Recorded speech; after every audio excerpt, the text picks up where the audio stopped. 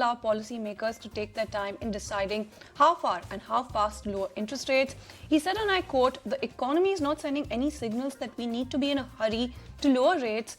end quote. And in an upbeat assessment then of current conditions, the central bank leader also called domestic growth by far the best of any major economy in the world. Specifically, he also said that the labor market is holding up well despite disappointing job growth in October that he largely attributed to storm damage in the southeast and labor strikes as well. Now, on the question of inflation, then he cited progress that has been broad-based, that is what he called it, noting that Fed officials also expected to continue to drift back toward the central bank's 2% goal.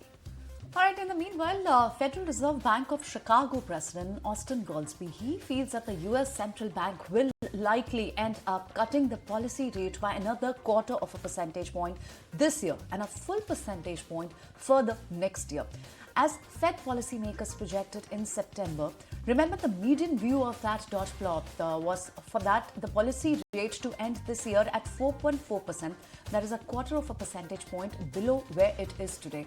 and to be 3.4% by the end of next year. Alright, then moving on, Chinese e-commerce giant Alibaba